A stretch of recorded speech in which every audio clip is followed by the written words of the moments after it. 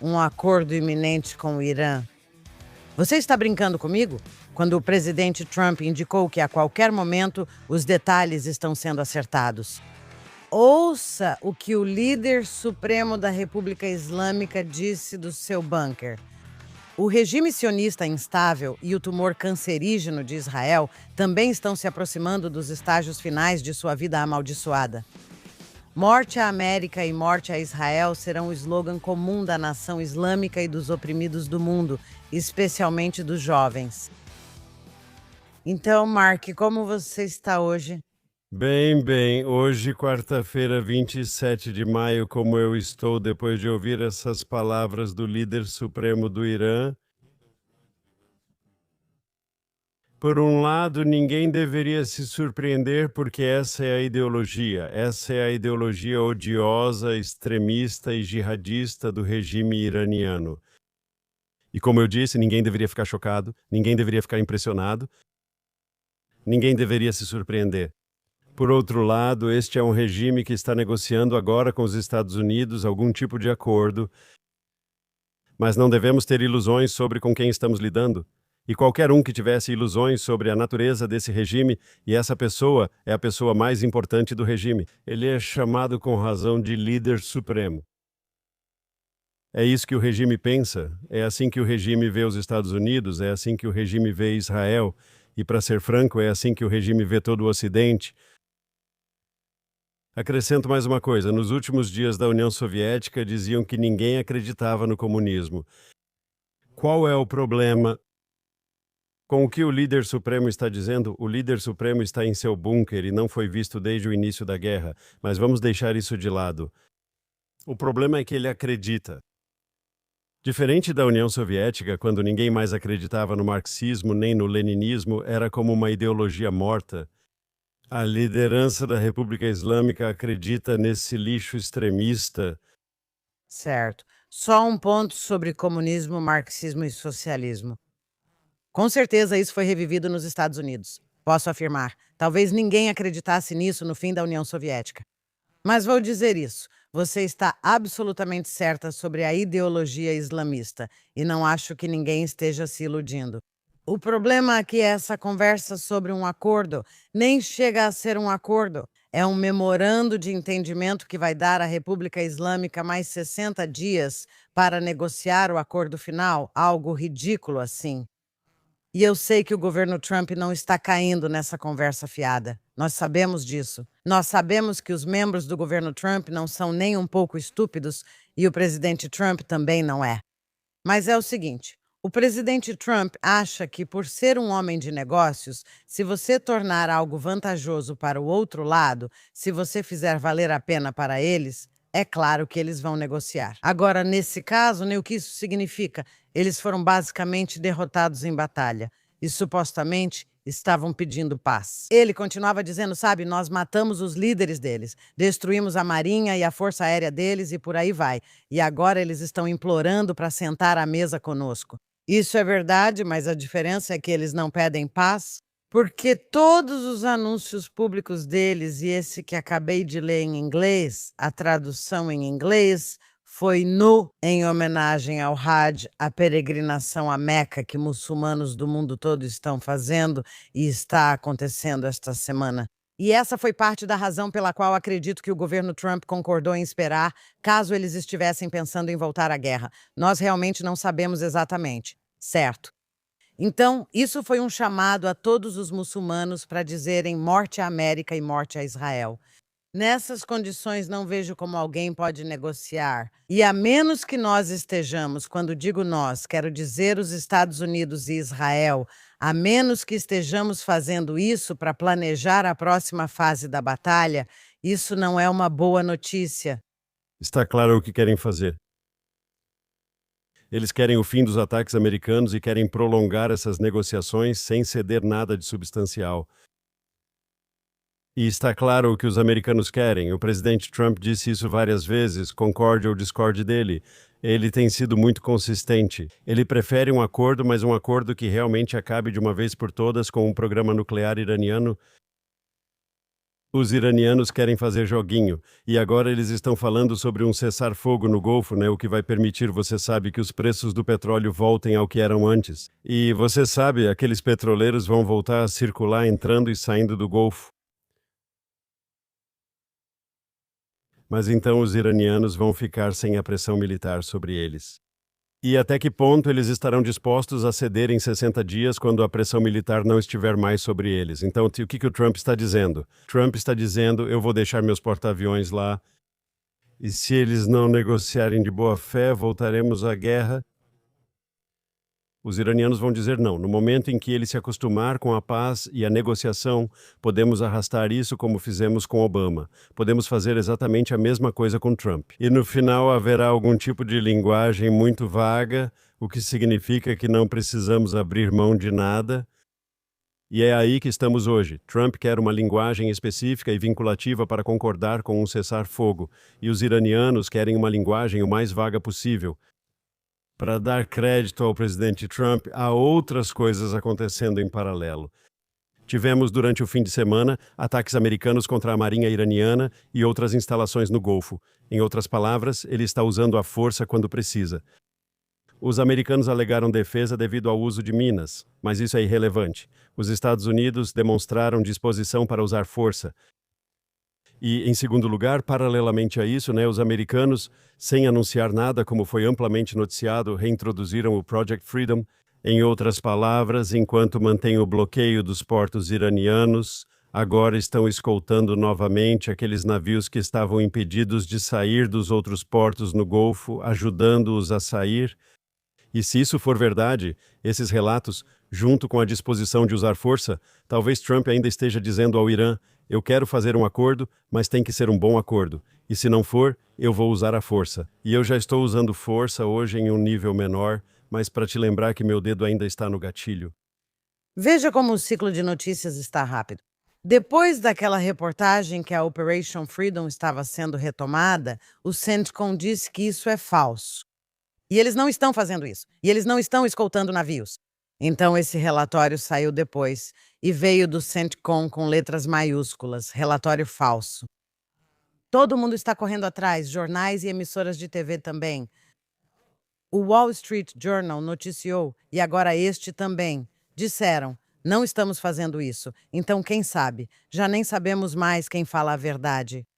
E o que a gente sabe, e você está absolutamente certa, é que o presidente Trump tem sido totalmente consistente, não só sobre o material nuclear e o enriquecimento, mas também sobre o Estreito de Hormuz.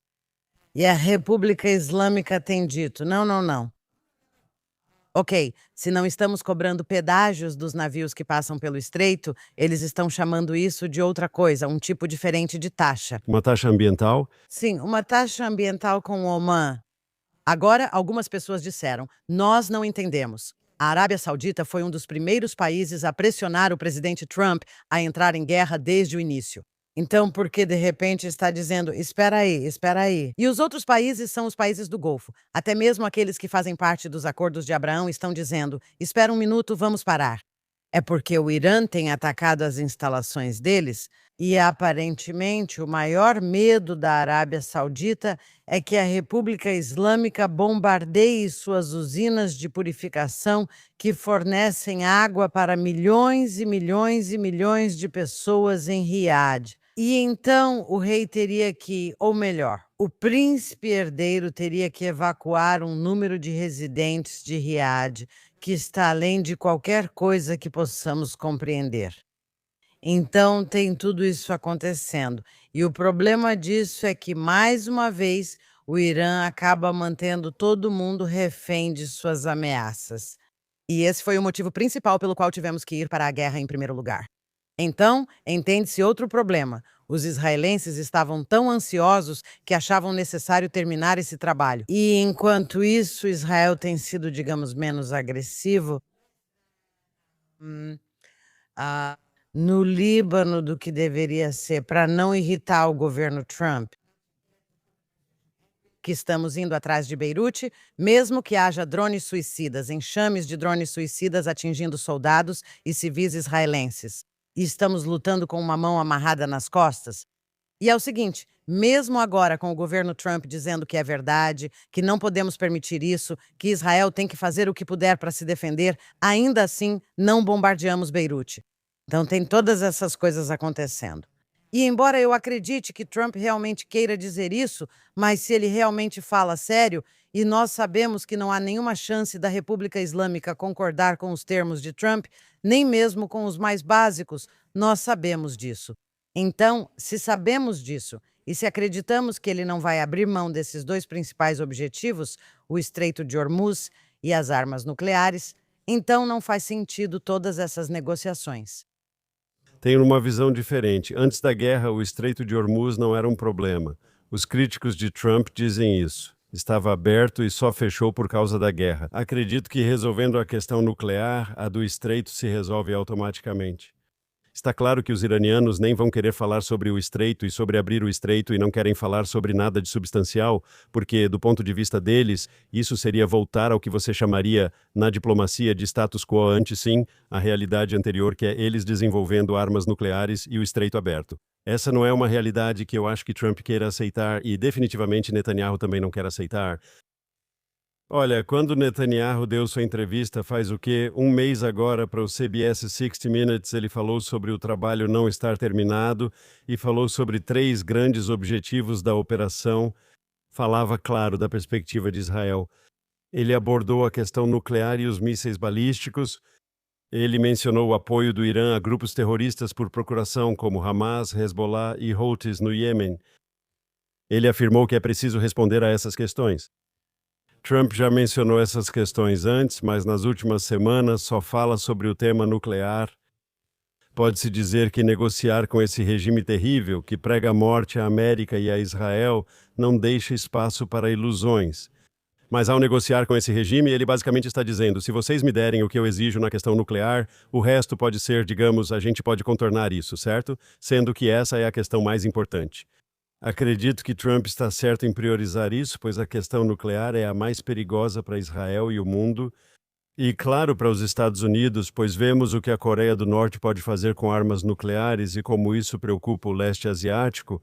Se os iranianos conseguissem uma bomba, todos ficaríamos preocupados. Trump está certo ao dizer: se já há problemas no Estreito de Hormuz, imagine com uma bomba nuclear.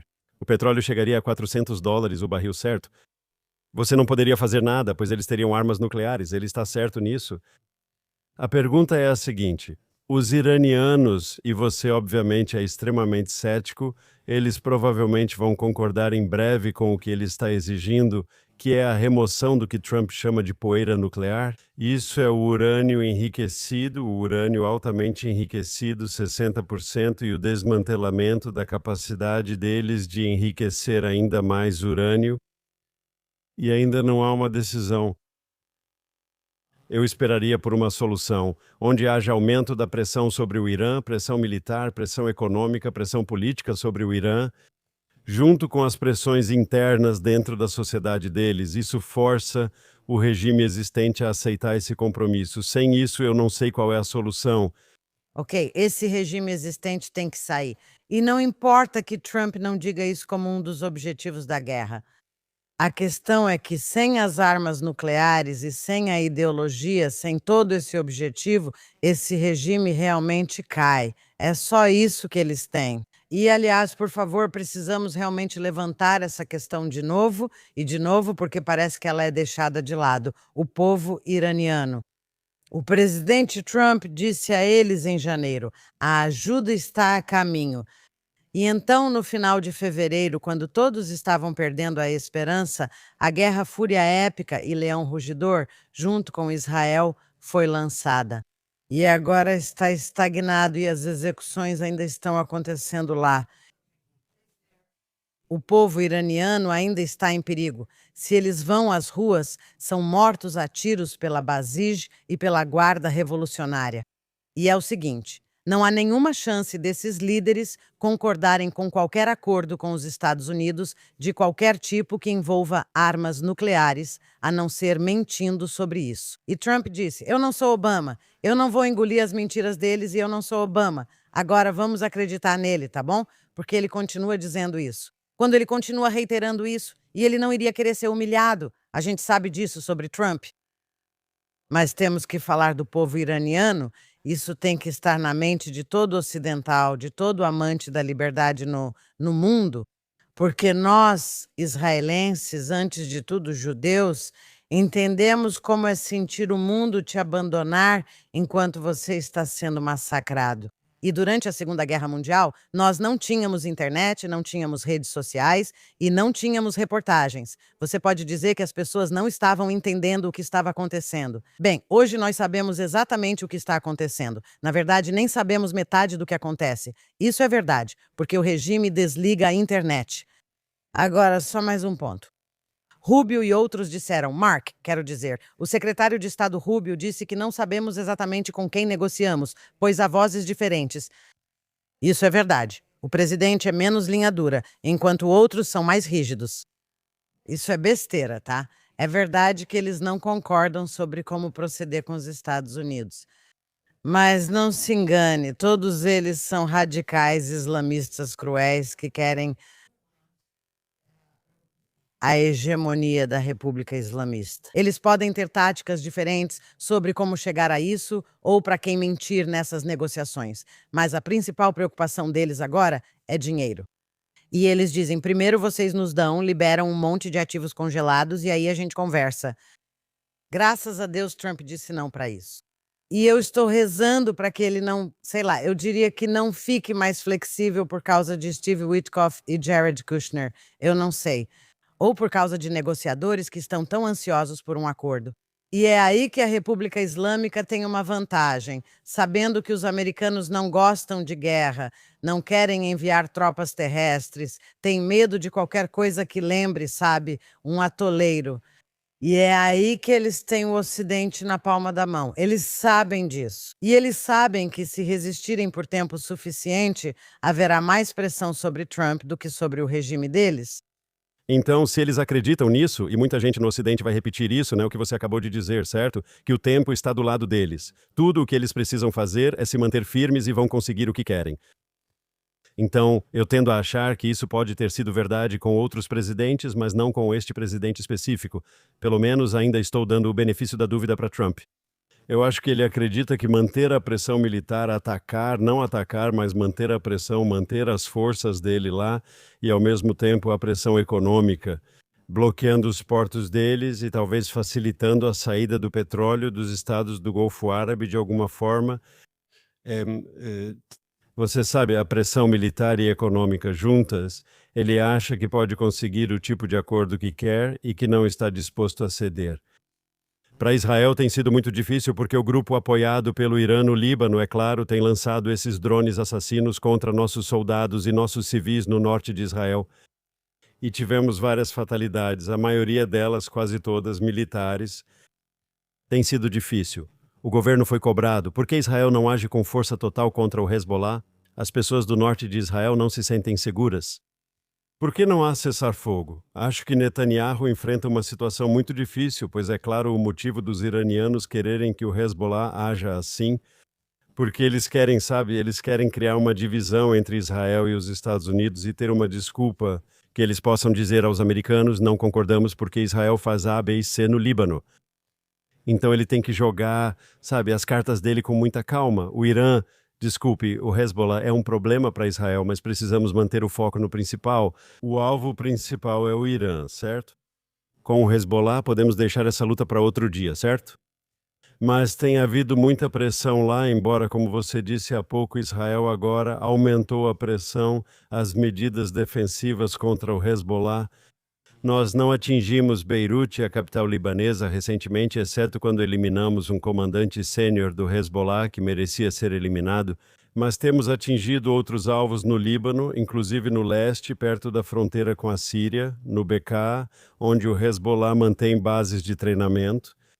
Está claro que o Hezbollah precisa entender que, se eles continuarem a lançar esses drones contra o nosso povo, Israel vai responder e responder de uma forma que vai machucá-los. Se sentirem que Israel não reage devido à pressão americana, continuarão agindo assim?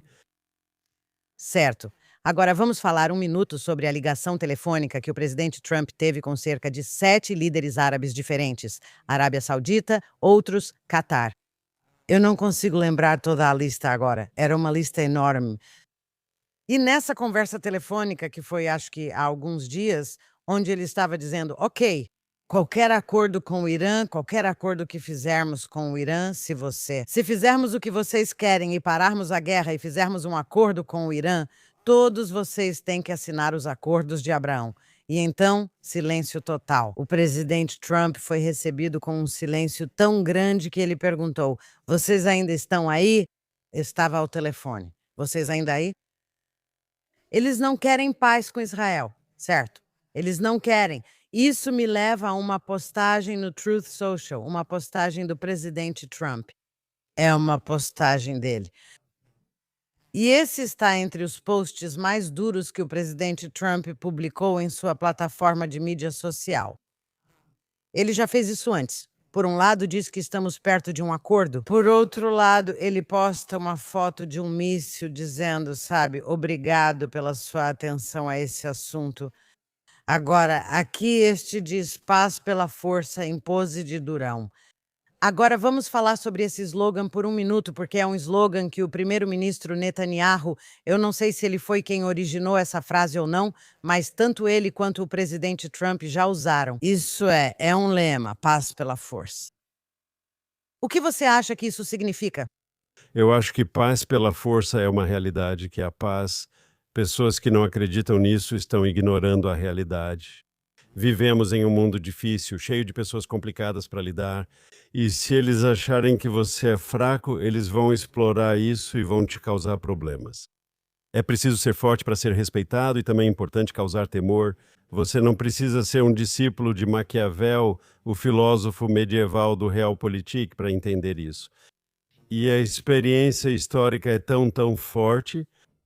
Quero dizer, todas essas pessoas que pensaram, sabe, vamos ser gentis com Hitler, vamos apaziguá-lo, deixar ele tomar a Renânia, deixar ele tomar a Áustria e deixar ele tomar a Tchecoslováquia. Você pensa que está sendo gentil, cedendo e adiando a guerra, mas na verdade o que está fazendo? Você está tornando a guerra mais certa e quando ela estourar, ela vai estourar com o outro lado em uma situação vantajosa porque ele tem mais recursos, mais território e cada vez mais poderio militar. E foi assim com a União Soviética.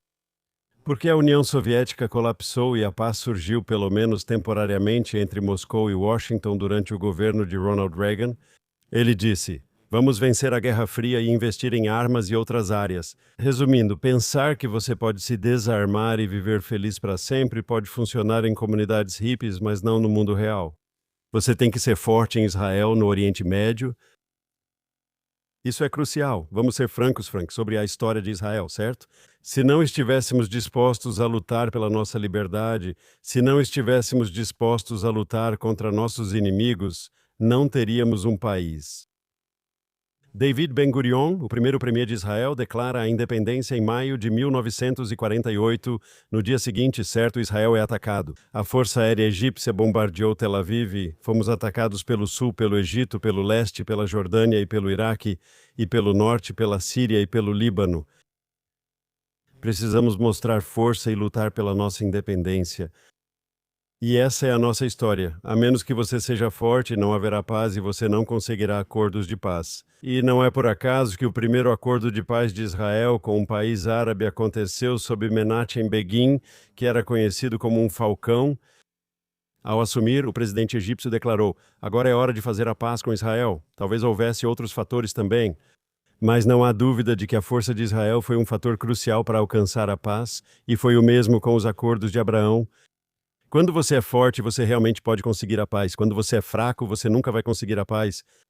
Certo. Bem, a questão é que quando Anwar Sadat disse: "Ok, eu quero fazer a paz com Israel", também foi porque ele decidiu que queria sair do eixo soviético e se juntar ao eixo dos Estados Unidos. Isso realmente era sobre calcular qual é o lado mais forte. E, de novo, os acordos de Abraão, você está absolutamente certa.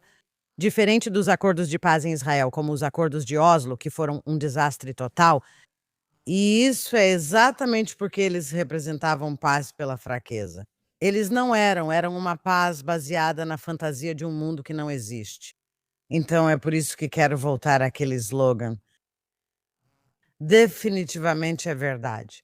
Mas, para mim, isso significa paz através da vitória sobre o inimigo. Você o força à submissão, você derrota o inimigo e então ele vai pedir paz.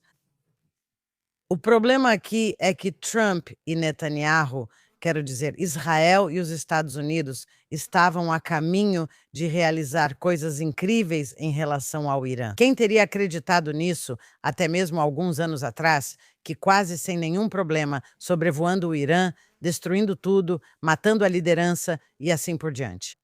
Incrível. E então pararam.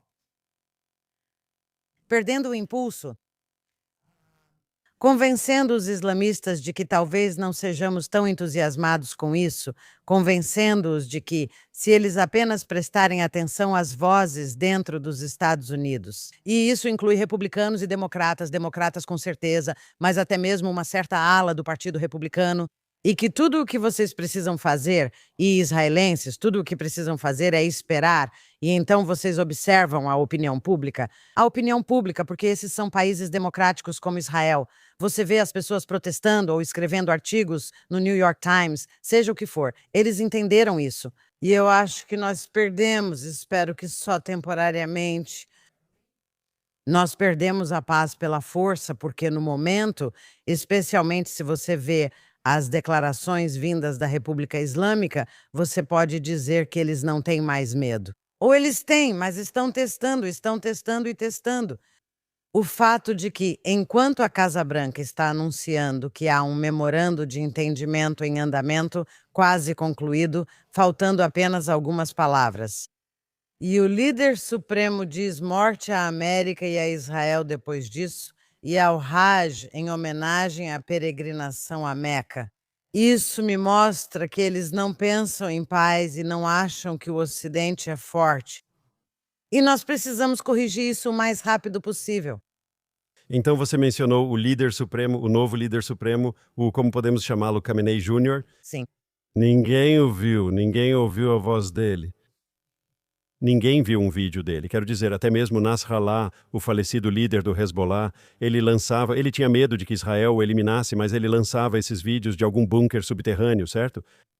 Ou ele fazia alguma transmissão. O novo líder iraniano nem sequer fez isso. E até disseram que era a caligrafia dele. E agora as pessoas dizem que parece que foi, como é que chama? Tipo, o Biden tinha aquela caneta mecânica ou algo assim, né? Dando sua assinatura. Ou seja, ninguém sabe sua situação. Mesmo assim, você lê relatos de que ele é uma das vozes mais extremas e impede qualquer acordo, mas a realidade é complicada. Eu concordaria com o princípio fundamental de que se houver uma chance de um bom resultado com o Irã, é só por causa da força e talvez mais força e mais força. Eles precisam ser convencidos de que o caminho deles, sabe, o caminho que eles estão seguindo com o programa nuclear, com o comportamento agressivo, com o desejo de exportar a Revolução Islâmica, eles precisam entender que continuar com essas políticas prejudica mais a eles do que a nós, tanto no médio quanto no longo prazo. E eles precisam mudar a maneira como são. E talvez eles precisem levar mais algumas pancadas antes de entenderem isso. Espero, para o bem de todos, que isso aconteça mais cedo do que tarde. Se não estivermos preparados para uma batalha longa, isso nunca acontecerá. Não, absolutamente. Mas também nós realmente precisamos, se voltarmos ao assunto do povo iraniano, nós realmente precisamos, se estivéssemos a caminho de fazer isso, tornar o terreno fértil para que eles voltem às ruas e protestem, porque você não pode derrubar o regime. Você certamente não pode ter uma mudança de regime sem o povo iraniano, mas você pode facilitar isso. E ao passo que há alguns meses o povo iraniano dizia: Trump, sabe, nós amamos o Trump, nós amamos o Netanyahu. Estou ouvindo das minhas fontes iranianas, pessoas que têm algum tipo de contato com parentes lá e tudo mais, que isso está mudando. E há muita decepção com o presidente Trump e o medo de que ele, sabe, simplesmente esqueceu deles. Então, eu não esqueci deles. E eu sei que você não esqueceu deles. E eu sei que os israelenses não esqueceram deles. Nós temos que mantê-los constantemente em destaque, porque isso também é crucial. Não me importo quando dizem que isso não é América em primeiro lugar. Isso não é verdade. América em primeiro lugar significa que os valores americanos são importantes. E você não permite quando sabe que há um massacre acontecendo por aí. E especialmente se você já está em guerra com esse país, você não diz, bem, isso realmente não é nosso problema. É sim nosso problema.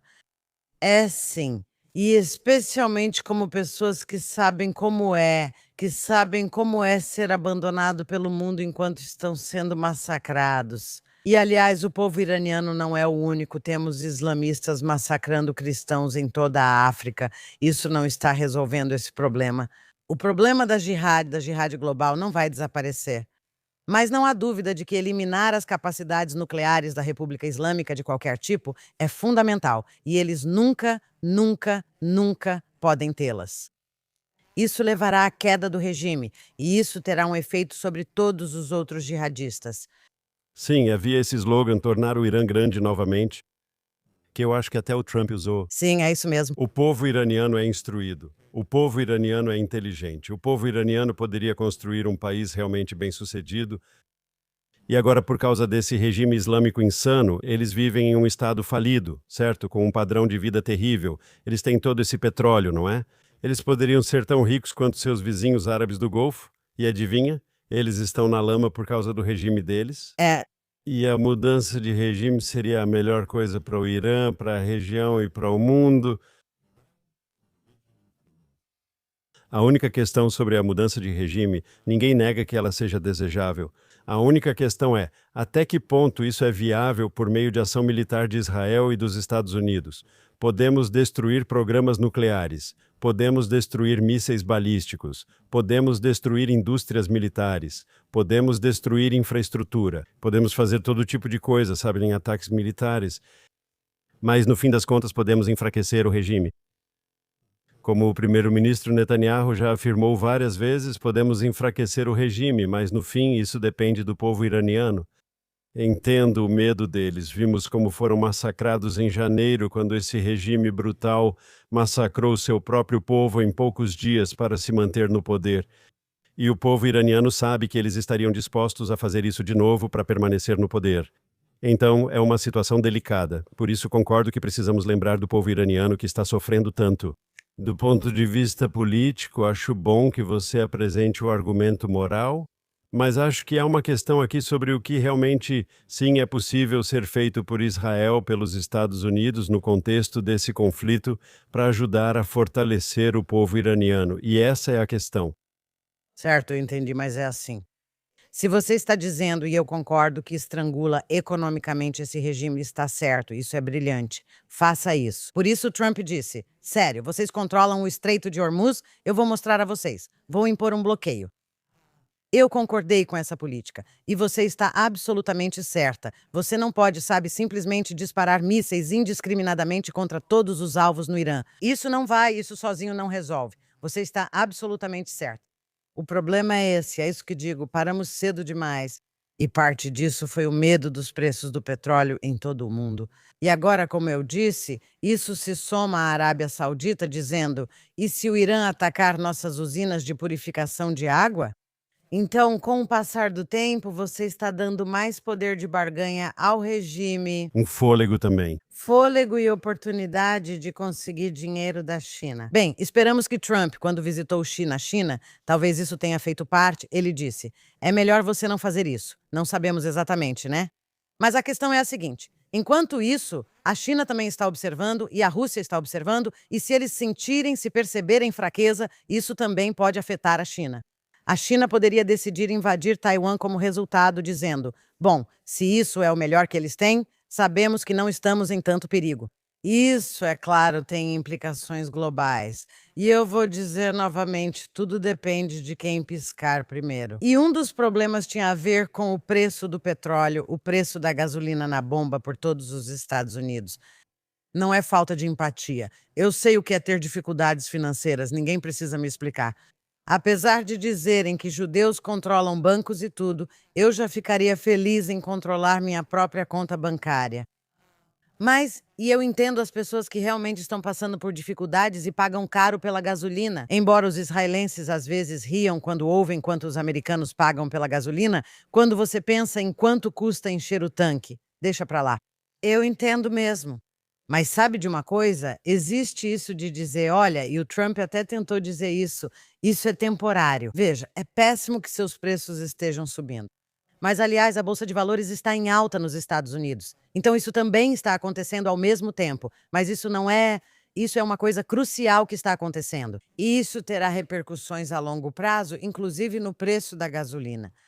O preço da gasolina será mais baixo se você conseguir decapitar a República Islâmica e livrá-la de seu programa nuclear, livrá-la de toda a sua influência. Aí as coisas vão melhorar. E os Estados Unidos têm toneladas de petróleo graças ao fracking, que você sabe, os ambientalistas e os democratas não gostavam. É isso que estou tentando dizer e, por enquanto, precisamos terminar o trabalho. E é aí que está a minha preocupação. E, aliás, não só pelo presidente Trump, a quem apoiei e ainda apoio, mas também pelo Netanyahu. Existe algo, e isso é verdade em todas as democracias, quando há pressão do seu próprio povo. E especialmente durante a temporada eleitoral que você e eu estamos prestes a entrar, um período pré-eleitoral, a campanha propriamente dita em Israel. E nos Estados Unidos, eleições de meio de mandato. Agora mesmo, há muitas primárias levando às eleições de meio de mandato em novembro. Então eu acho que você está 100% correto. E dizem que uma das vantagens quando países não democráticos enfrentam países democráticos é que os países democráticos têm vantagens esmagadoras sobre os países não democráticos. Mas uma das vantagens do autocrata, seja no Irã ou na China, é que eles podem pensar em termos de gerações. Podemos enfrentar 10 anos difíceis e depois 10 bons, certo? Eles podem planejar assim, mas em democracias isso é mais difícil devido aos calendários eleitorais. Você está certo, em novembro haverá eleições de meio de mandato nos Estados Unidos e também teremos eleições em Israel. Vamos discutir isso agora, pois prometemos aos nossos fiéis telespectadores e ouvintes que acompanham Israel e diplomacia. Sempre reservávamos os últimos 3 ou 4 minutos do podcast para discutir política israelense. Então, o Knesset vai se reunir na próxima semana e finalmente marcar uma data para as eleições israelenses. Para nossos espectadores e ouvintes americanos, isso é estranho, pois vocês sabem que as eleições ocorrem sempre na primeira semana de novembro, a cada 2 anos e a cada 4 para presidente, certo? Você sabe quando vai ser a eleição, você sabe quando vai votar em novembro. Em Israel, como é um sistema parlamentarista, o Knesset precisa se dissolver dentro de um prazo limitado, é claro. Há bastante flexibilidade para os legisladores. O Knesset às vezes é dissolvido após 2 ou 3 anos. Recentemente, durante uma crise política, houve casos em que o Knesset se dissolveu logo após ser formado. Então, agora o debate em Israel é que podemos ter eleições já em 16 de setembro ou até, acho que é dia 27 de outubro, e há todo um debate sobre quando serão as eleições. A pergunta óbvia é: qual o problema? Se as eleições podem ocorrer em meados de setembro ou no fim de outubro, por que discutir? Mas há um debate. E talvez na próxima semana ou nas próximas 2 semanas isso seja decidido e saberemos exatamente a data das eleições em Israel. Mas por que, Ruth, isso importa? Qual a diferença se a eleição tiver 2 ou 3 semanas de diferença? Por que é tão relevante? Sabe, isso é muito intrigante. Uma coisa que é intrigante e até surpreendente é pensar que este governo atual está cumprindo todo o seu mandato de 4 anos. Isso é quase inédito em um sistema parlamentarista. Com certeza costumávamos brincar em Israel que éramos quase tão ruins quanto a Itália nisso. Tipo, você tem um parlamento e, sabe, Os governos vêm e vão, certo? certo, e Israel também tem essa tradição. E esse governo de todos, por que eu digo que é surpreendente? Por causa do 7 de outubro, por causa dos protestos contra a reforma judicial e depois o massacre de 7 de outubro e então a guerra e tudo isso? Você pensaria que não seria possível ter um governo estável nessas condições e mesmo assim nós temos. Então você diria, por que não fazemos isso na data originalmente marcada, no fim de outubro, já que estamos quase lá? Qual a diferença? 4 anos atrás, acredito que aquela eleição foi em 2 de novembro, digamos assim. Então estamos falando de completar quase 4 anos inteiros. E o que é especialmente estranho em toda essa discussão sobre quando isso acontece é que Quando os reféns ainda estavam em Gaza, ou pelo menos alguns deles, enquanto ainda havia reféns em Gaza, havia todo um movimento, o movimento de protesto, o movimento anti-governo, que continuava dizendo: eleições agora, fora o governo, fora o governo. E algumas de nós diziam: escuta, mesmo que você odeie esse governo, esse não é o momento. Estamos no meio de uma guerra, ainda temos reféns em cativeiro do Hamas. Eleições? Você quer dizer que todo mundo vai ter cartazes, campanhas e ir às urnas? Estamos loucas? E isso não aconteceu. Ok, mas só o desejo e o motivo era que a oposição acreditava que, se houvesse eleições, necessariamente Netanyahu seria tirado do poder, por razões óbvias, porque o 7 de outubro aconteceu sob o comando dele. Então isso não aconteceu. E também era um governo estável porque era todo de direita, não tinha nenhum partido de esquerda ou árabe. Então, de alguma forma, eles se mantiveram unidos. O que quero saber é o seguinte: agora nós sabemos.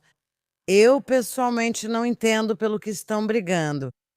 E eu não entendo por que Netanyahu quer fazer isso mais tarde em vez de mais cedo. Eu sei que os religiosos, algumas pessoas disseram que os partidos religiosos não queriam isso. Eles preferiam que fosse após as grandes festas judaicas que ocorrem no início de setembro. O ano letivo começa em 1º de setembro. Todos esses tipos de considerações são técnicas, não políticas. Mas eu não entendo. E se eu fosse o Netanyahu, tenho que dizer, e eu nunca concorri a nenhum cargo, então eu não sei. Mas eu diria que, dado o clima em Israel agora, é muito estranho. Há um mal-estar, havia um grande otimismo, agora nem tanto.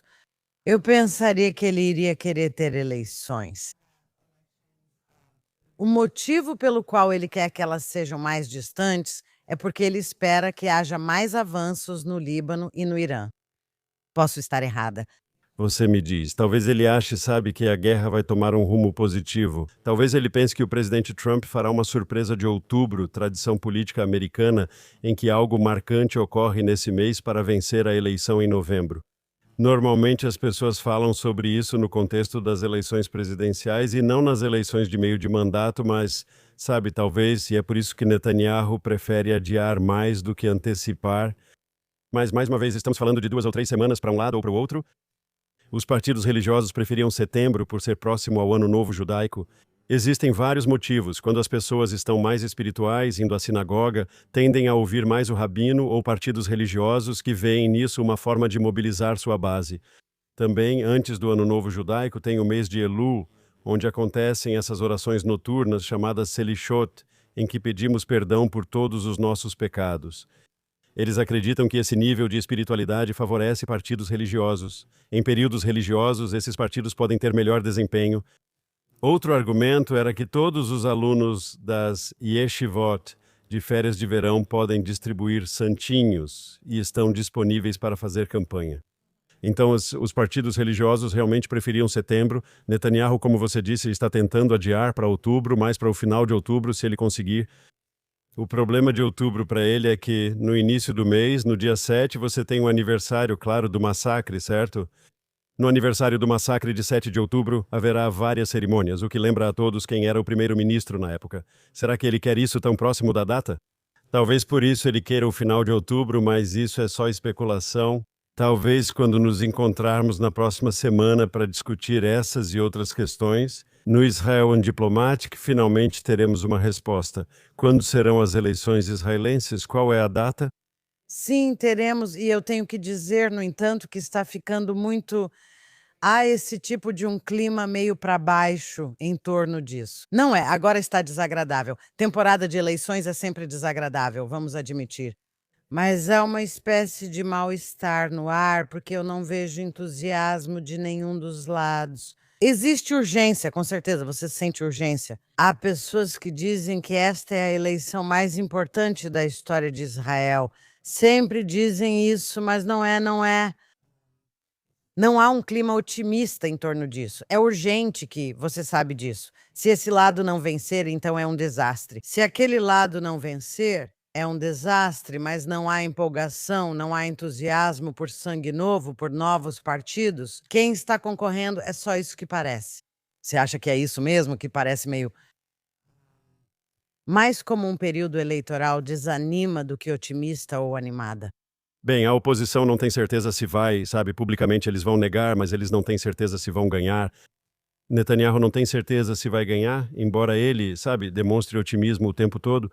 Parece que vai ser muito apertado. Mesmo assim, claro que podemos estar errados e um lado pode ter uma vitória esmagadora, mas sejamos francos, nenhum dos lados vai gostar.